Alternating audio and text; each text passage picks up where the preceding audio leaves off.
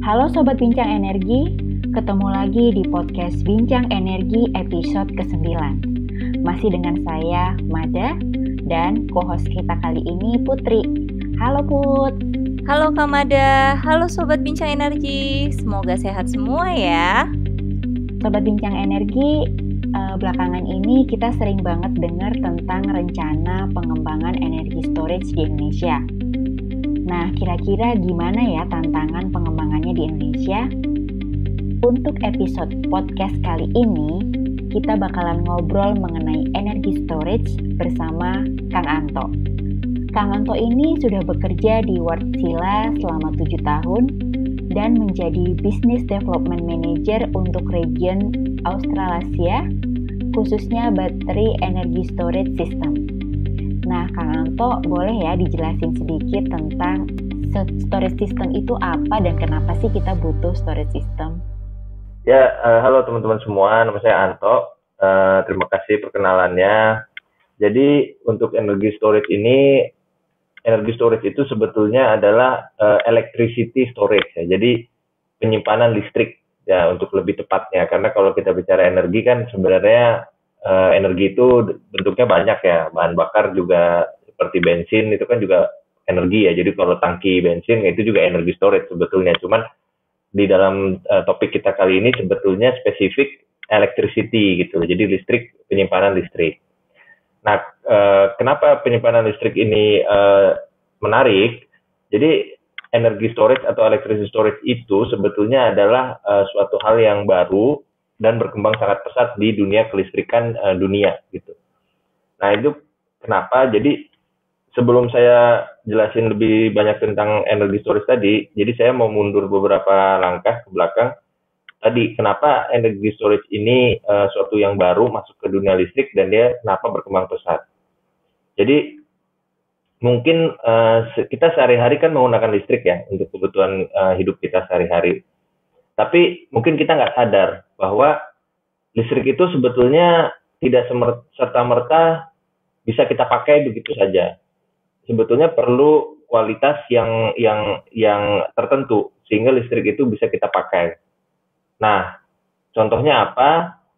Pertama adalah voltase. Voltase itu, listrik itu dia bisa naik, bisa turun. Tidak setiap listrik itu diproduksi, dia akan menghasilkan 220 volt.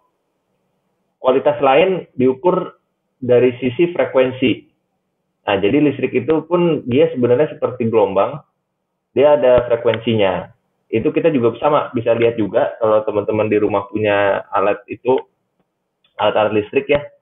Selain 220 V ya, 220 volt, itu juga akan ada tertera 50 Hz.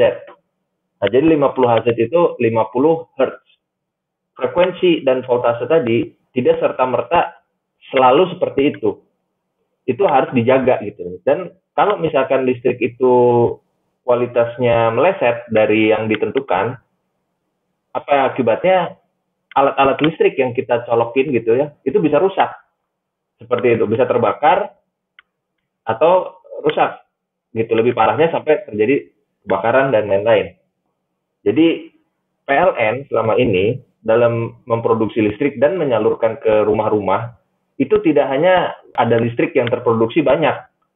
Selain banyak, dia juga harus mempunyai kualitas yang sesuai dengan alat-alat listrik di Indonesia ini gitu. Yang tadi 220 volt dan juga 50 Hz. Dan dia tipe listriknya kan AC ya, alternating current, harus bolak-balik. Ini sama, jadi di seluruh dunia yang namanya perusahaan penyedia tenaga listrik gitu ya, mereka itu sebetulnya selama ini tidak hanya berkewajiban selain memproduksi listrik, mereka juga harus memastikan bahwa tegangan tadi ya, voltase tadi, dan juga frekuensi itu sesuai dengan spesifikasinya di tempat-tempat konsumen. Nah, itu bagaimana cara menjaganya? Jadi, listrik itu sebetulnya sangat tricky, sangat ringkih sebetulnya. Apabila antara listrik yang diproduksi dengan kebutuhan konsumen itu tidak sama, di situ akan terjadi masalah langsung. Masalahnya bagaimana? Simpelnya seperti ini, ketika listrik itu lebih banyak daripada pemakainya, itu frekuensinya dia akan naik. otomatis gitu loh. Begitu juga sebaliknya. Ketika ada ketidakseimbangan antara yang membutuhkan listrik itu lebih banyak, misalkan kita bicara nih pagi hari gitu ya di Indonesia atau mulai malam hari aja. Orang-orang mulai menyalakan lampu, orang-orang mulai ke rumah menyalakan AC di rumah, otomatis ada lonjakan permintaan listrik. Nah, di saat itu PLN, anggaplah PLN ya, dari sisi penyedia listrik dia harus juga meningkatkan produksi itu dengan titik yang sama dengan jumlah kebutuhan. Kalau dia terlambat atau kurang, maka frekuensi itu akan turun. Frekuensi di jaringan listrik itu akan turun. Frekuensi itu kalau kurang, seperti tadi saya sampaikan, bisa merusak peralatan listrik ya, terutama peralatan listrik yang ada motornya. Seperti AC, kulkas, mesin cuci gitu ya, itu yang ada motor listrik di dalamnya atau ada dinamonya gitu. Itu bisa rusak. Nah, itu kan dia harus bayar ganti rugi. Gitu. Tapi bagi perusahaan penyedia tenaga listrik sendiri, itu pun juga sebenarnya berbahaya. Kenapa berbahaya? Kalau frekuensi itu turun, itu pembangkit listrik itu pun bisa istilahnya terjadi tidak sinkron gitu ya di generator, itu dia bisa shutdown. Jadi si pembangkit listrik itu pun bisa mati.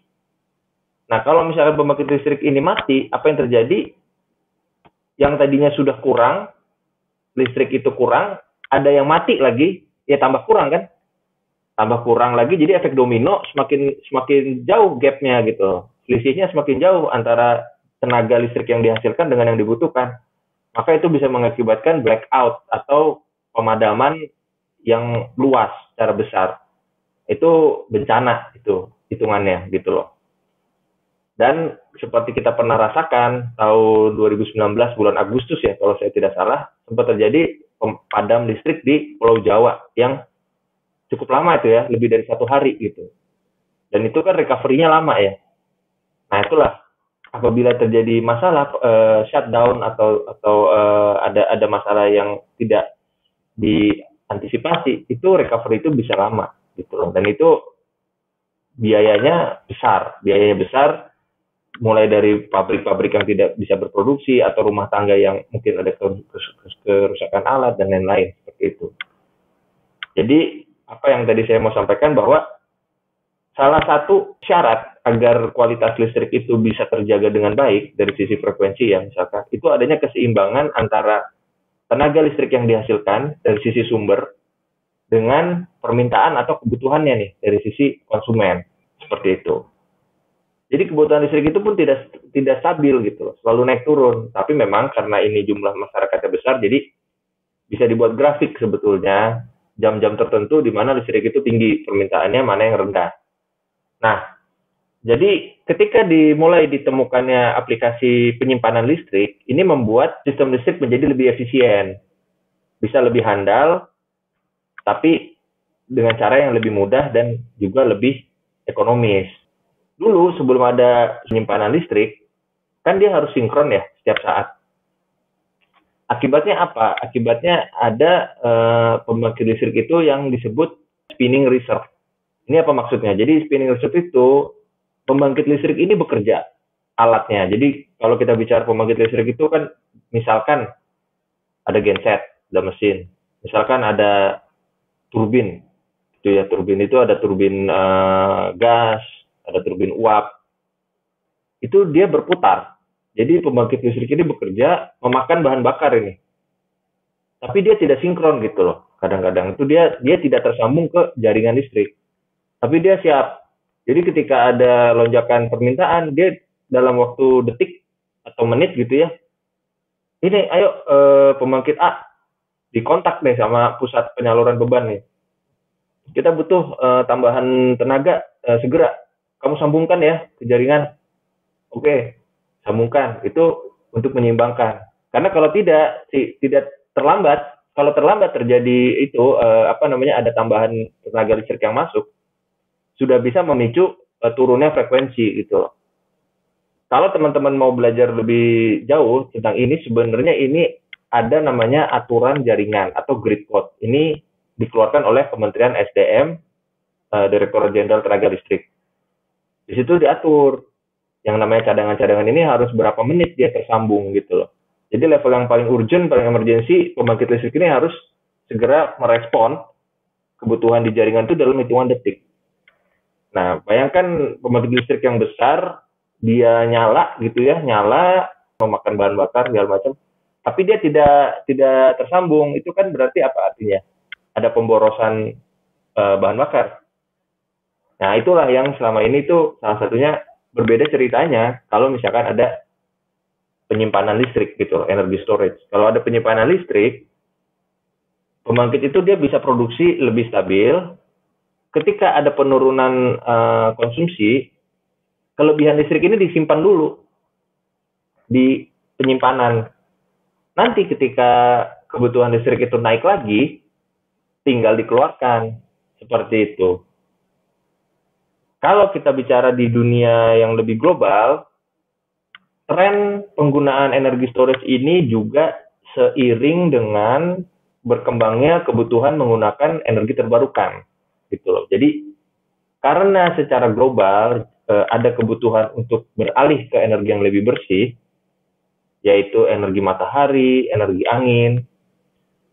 Ini semakin banyak digunakan, tapi energi angin dan matahari ini di luar kendali manusia gitu. Karena energi matahari, apabila ada awan, listrik yang dihasilkan dari matahari itu akan turun. Hujan, cuaca. Nah, ini ada lonjakan-lonjakan kan, berarti tiba-tiba listriknya banyak, tiba-tiba listriknya sedikit. Mungkin teman-teman di rumah yang sudah menggunakan PLTS atau solar panel ya di rumahnya mungkin merasakan sendiri gitu bagaimana listrik itu yang dihasilkan tidak stabil, tergantung cuaca. Sama juga dengan turbin angin ya, energi angin itu juga sama, itu di luar kendali manusia juga.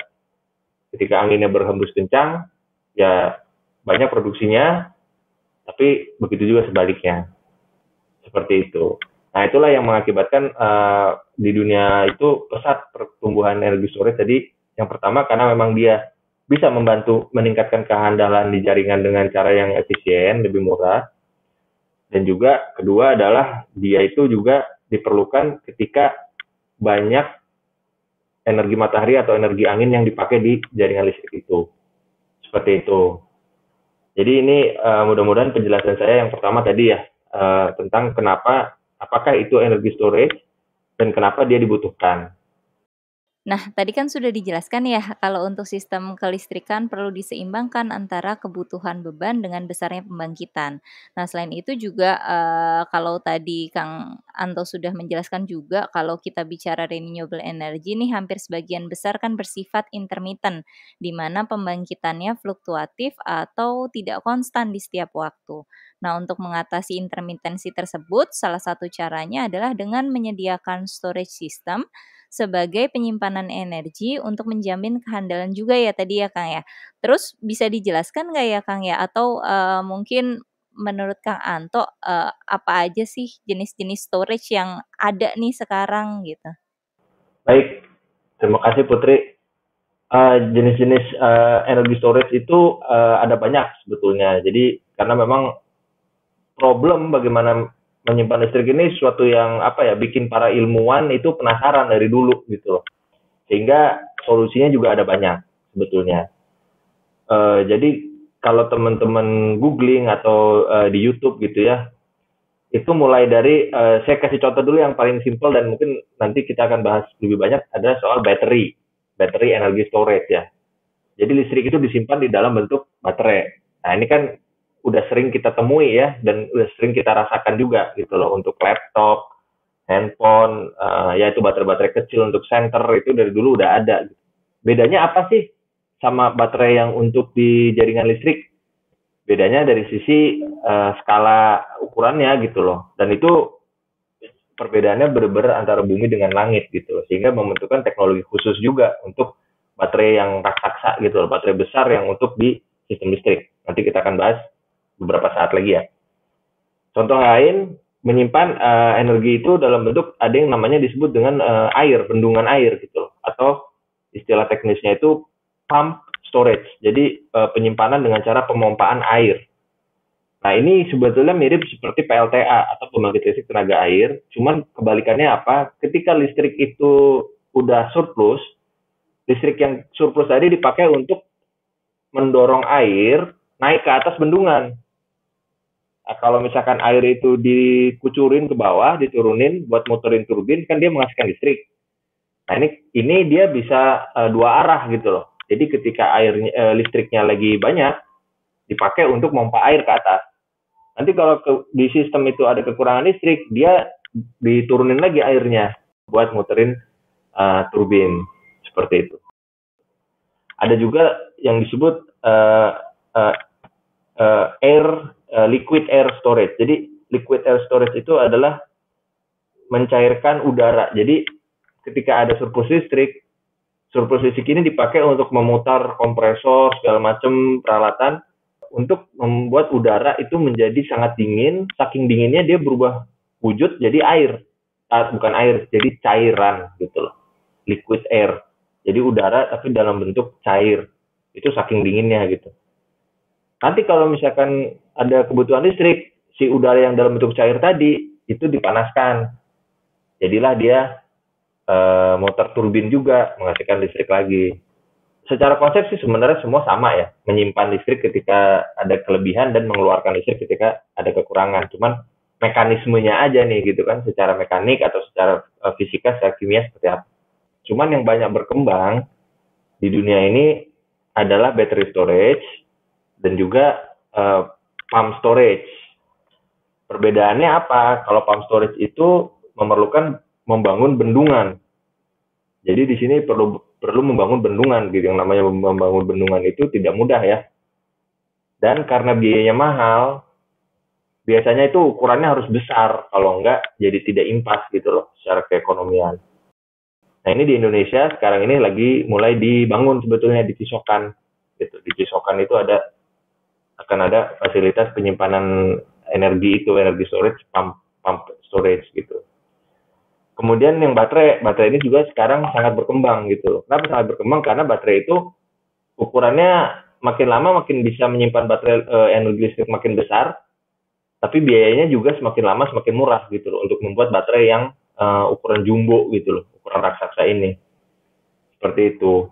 Kemudian baterai ini juga sebetulnya sebagai sebuah teknologi yang sudah mulai mature. Jadi sudah mulai mature, sudah mulai banyak dipakai. Jadi dengan volume atau ukuran yang sama, sekarang dia sudah semakin efisien lagi kan, semakin banyak lagi nih energi yang bisa disimpan di situ. Kemudian ada unsur lain yang disebut dengan istilah teknisnya adalah round trip efisiensi. Jumlah listrik yang bisa diambil lagi nanti tidak sama seperti kelebihan listrik di awal.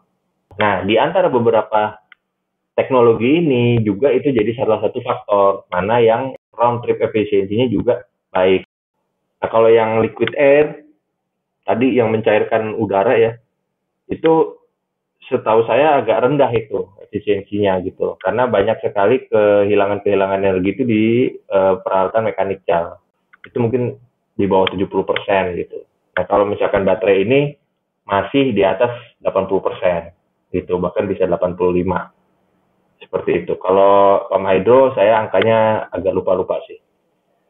Wah, berarti banyak juga ya jenis-jenis storage-nya dan memang perkembangan teknologi dari setiap storage juga punya timeline yang berbeda ternyata. Nah, tadi juga mungkin sudah disinggung sedikit oleh Kang Anto gitu ya, tantangan dari tiap-tiap storage itu berbeda, dan itu biasanya didefinisikan sebagai tingkat efisiensi ya. Jadi biasanya kalau storage kita mengambil efisiensi yang paling tinggi, kira-kira seperti itu ya Kang ya. Nah, tadi kalau boleh nih sedikit dijelaskan lagi gitu Kang, kalau di Indonesia sendiri tadi juga sebenarnya sudah sempat dibahas bahwa, primadonanya itu masih baterai ya Kang ya, betul ya? Agak tricky menjawabnya nih, karena pertama gini, kalau di dunia global jelas baterai storage ini yang paling pesat perkembangannya gitu. Karena dia tidak perlu lahan yang luas.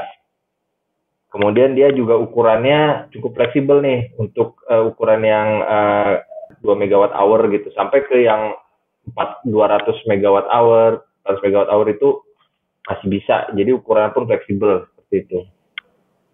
Kalau di Indonesia mana yang berkembang, nah terus terang di Indonesia ini energi storage ini masih barang baru, benar-benar baru, benar-benar hampir bisa dibilang sebetulnya belum mulai diimplementasikan gitu loh. Kecuali tadi yang saya bilang proyek Cisokan, dia pump storage itu sedang dibangun seperti itu. Untuk baterai storage sendiri ada, tapi baru ada tuh baterai-baterai yang sangat-sangat kecil. Istilahnya itu baterai itu dipasang bukan oleh pemilik jaringan gitu loh. Baterai itu dipasang mungkin di beberapa tempat aja yang ada PLTS. Tapi ukurannya sangat kecil, bahkan tidak sampai 1 megawatt hour gitu. Jadi sangat-sangat kecil gitu. Nah, sebagai contoh ya, rumah itu kan rata-rata rumah itu sekitar 1.100 atau 1.200, 1.300 PA ya. Nah, itu kan berarti sekitar 1,2 kilowatt. Jadi 1.200 watt gitu ya. Kalau mega itu kan juta ya. Jadi 1 megawatt hour itu setara seperti ada 1.000 rumah gitu loh. 1.000 rumah dalam 1 jam. Untuk kebutuhan listrik 1 jam, tapi ada 1.000 rumah gitu. Jadi kalau kita ngomongin jaringan listrik, itu skalanya sudah megawatt hour gitu loh. Megawatt hour bisa puluhan megawatt hour sampai ratusan gitu loh. Bahkan ya tergantung sistemnya yang kita mau bahas, sistem seukuran apa gitu. Kalau baterai energi storage, jadi di Indonesia terus terang belum ada. Tapi kajiannya sudah banyak dilakukan. Cuman penerapannya memang di jaringan listrik belum. Sudah ada beberapa rencana proyek yang saya tahu menggunakan juga energi storage ya, bersama dengan PLTS misalkan. Tapi belum terlaksanakan dengan belum dikonstruksi proyeknya gitu. Yang skala megawatt hour ya. Kenapa ini belum terlaksana di Indonesia? Ini sepertinya ya, saya juga bukan orang PLN, jadi nanti bisa didiskusikan juga kalau suatu hari nanti ada narasumber dari PLN. Tapi yang saya dapat juga info bahwa PLN sudah melakukan kajian dan menemukan potensi untuk penerapan energi storage. Tapi konsekuensinya ketika dia menggunakan energi storage, karena dia itu lebih murah, lebih efisien untuk menjaga kestabilan atau kehandalan jaringan, nanti akan ada pembangkit-pembangkit yang tadinya itu dia running untuk standby gitu ya, atau dia tuh standby untuk nanti dibutuhkan listriknya untuk menyeimbangkan tadi, itu jadi tidak terpakai gitu. Nah, sedangkan beberapa pembangkit ini dia punya kontrak take or pay. Take or pay itu artinya mau itu dipakai atau enggak, listriknya PLN harus tetap bayar ke si perusahaan ya pemilik pembangkit tadi gitu. Yang ini yang swasta ya, misalkan yang swasta. Tapi banyak juga sih yang swasta yang dimiliki oleh selain PLN itu dan memiliki take or pay. Atau pembangkitnya tidak take or pay, tapi bahan bakar untuk pembangkitnya yang take or pay, seperti itu. Jadi PLN memiliki pembangkit listrik dengan menggunakan gas. Gasnya dia beli ke siapa gitu loh. Nah, gasnya ini konsekuensinya juga ada, konsumsinya juga take or pay. Jadi kalaupun gasnya nggak dipakai, tetap dia harus bayar sejumlah nilai tertentu sesuai kontraknya.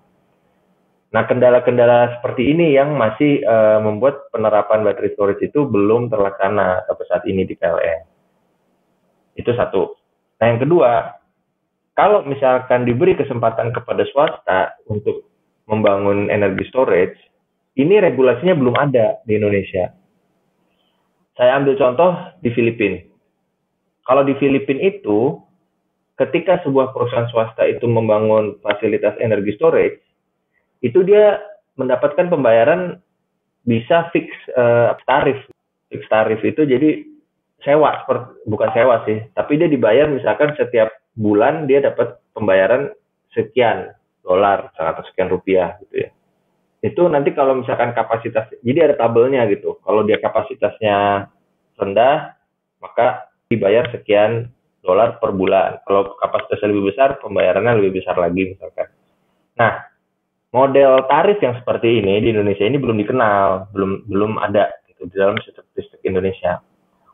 Karena selama ini biasanya ketika swasta itu membangun listrik, itu dia dibayar sesuai dengan listrik yang dibeli PLN.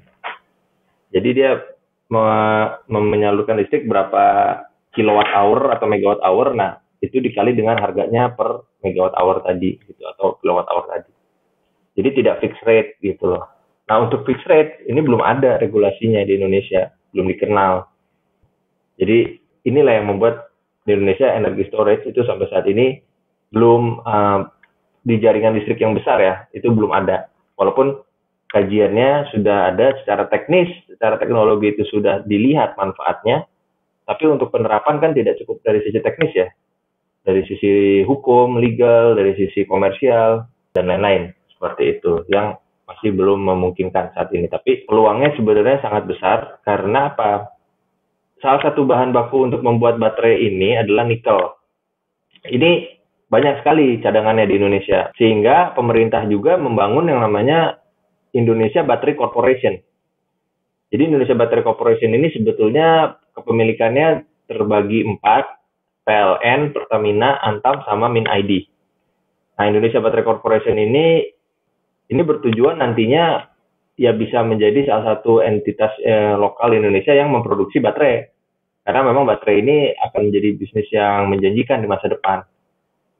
Nah, saya mau ambil contoh juga di Singapura. Di Singapura itu saat ini ada pilot project. Jadi di sana mereka install energi storage ini, baterai energi storage ukuran kecil. Kalau nggak salah 2 atau 3 megawatt hour. Pilot project ini dibangun, mereka menggunakan 2 perusahaan yang berbeda, yang diadu gitu loh, untuk dilihat performance-nya. Nanti mana yang lebih baik akan diberikan project sebesar 300 megawatt hour gitu loh. Jadi mereka buat pilot project dulu, kemudian lihat performance-nya, baru nanti mereka install full size-nya gitu, ukuran sebenarnya yang 300 megawatt hour gitu. Sedangkan pilot project-nya cuma 2 megawatt hour atau 3 megawatt hour. Tadi yang sudah dijelaskan Kak Anganto cukup jelas sekali ya, bahwa sebenarnya implementasi penggunaan energi storage di Indonesia itu masih menyatu dari segi pembangkitnya. Dan kalau kita dengarkan tadi, di Indonesia ini ada 2 yang sudah mungkin ya, yang akan diimplementasikan ya. Kalau kita tahu mungkin kalau baterai gitu sekarang sudah banyak diimplementasikan, tapi masih menyatu dengan pembangkitnya ya Kang ya. Jadi memang masih untuk pembangkit-pembangkit yang bersifat intermittent. Sedangkan yang kedua tadi kalau kita dengarkan itu ada pump storage ya Kang ya, di mana menyimpan energi hydro yang mungkin sekarang kalau nggak salah yang dikembangkan di Cisokan itu kerjasama dengan World Bank ya kalau tidak salah. Baru 2 itu mungkin ya Kang ya sejauh ini. Ya, betul. Dan saya perlu garis bawahi bahwa yang pertama tadi yang disebut Putri itu masih baterai yang sangat-sangat kecil, yang bukan energi storage yang skala sistem listrik, jaringan listrik yang besar gitu. Yang banyak kita bahas di podcast ini, yang di awal tadi sebetulnya manfaat-manfaat tadi untuk membantu jaringan listrik untuk lebih handal, itu perlu energi storage skala jaringan, yang skala besar, Skala besar ya. Iya. Iya. Oke, menarik sekali ya. Kita jadi tahu seluk-beluk nih untuk pengembangan energi storage. Sebetulnya bagaimana teknologinya, kemudian bagaimana energi storage itu berkembang gitu. Nah, kemudian jadi kepikiran buat nanya nih Kang Anto. Terkait dengan pengembangan energi storage, tadi meskipun sudah disinggung ya, di Indonesia kita sudah mulai bergerak nih untuk mengembangkan, ada holding gitu yang dibentuk. Nah, sebetulnya kalau dari pendapat Kang Anto nih, tantangan untuk mengembangkan energi storage di Indonesia gitu ya. Padahal kita punya nikel terbesar nih di dunia, penghasil nikel terbesar di dunia. Kemudian di-compare, Kak, tadi ada pengalaman juga bagaimana Kang Anto bekerja di pengembangan energi di Eropa. Nah, gimana sih kira-kira untuk kita bisa mempercepat atau tantangannya dan pengembangannya Indonesia itu butuh seperti apa gitu, Kang Anto bisa menjelaskan nggak kira-kira? Ya, jadi kalau kita bicara baterai itu kan sebetulnya kalau kita kupas atau kita belah gitu ya, itu kan di dalamnya pun masih ada komponen-komponen ya sebetulnya. Misalkan ada namanya baterai sel. Kemudian baterai sel naik lagi ada namanya baterai modul. seperti itu. Nah, kalau kita bicara energi storage untuk jaringan listrik, nanti ada lagi yang namanya battery rack. Dari battery rack ada lagi nanti namanya battery enclosure seperti itu.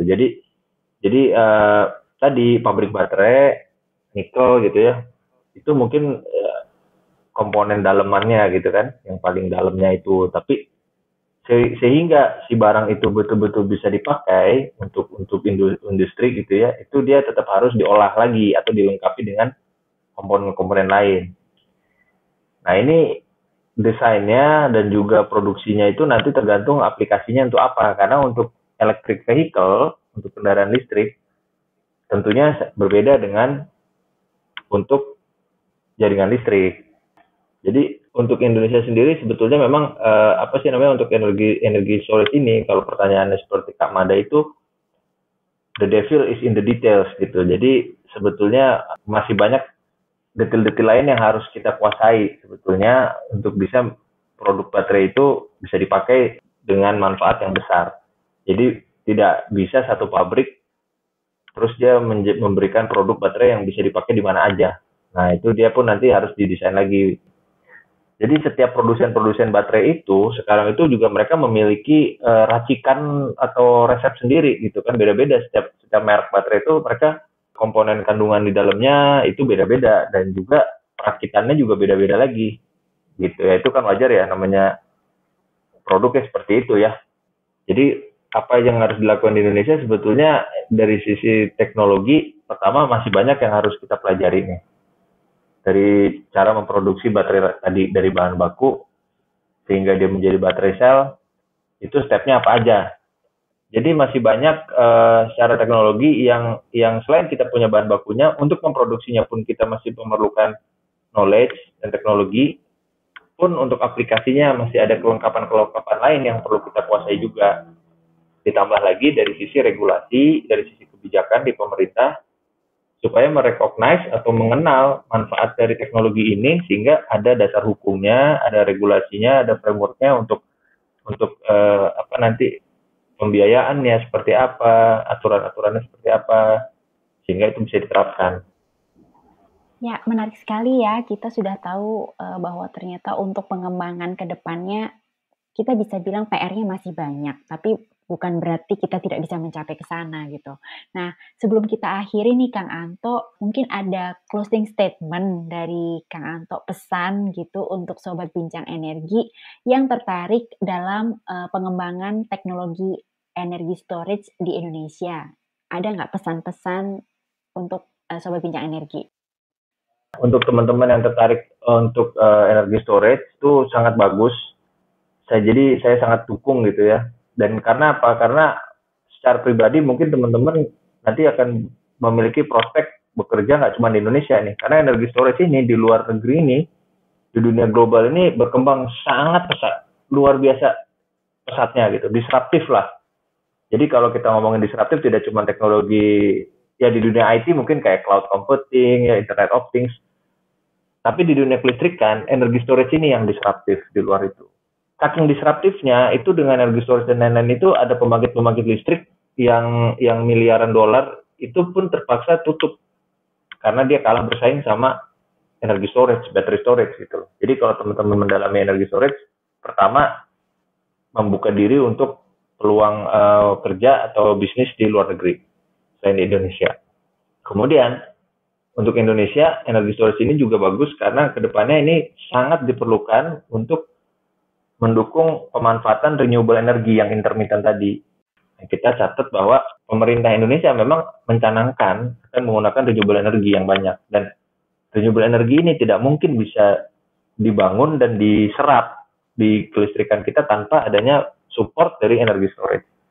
Jadi energi storage ini juga nanti di Indonesia pasti akan berkembang juga. Jadi ini ada suatu bidang yang baru dan sangat berkembang. Jadi buat teman-teman yang tertarik, ini bisa menjadi satu pilihan materi yang untuk atau profesi yang bagus ke depannya. Seperti itu. Oke. Energi storage adalah teknologi yang sudah menjadi kebutuhan untuk penyediaan dan keandalan energi di Indonesia. terutama untuk mendukung pengembangan energi bersih. Indonesia memiliki potensi bahan baku yang sangat besar.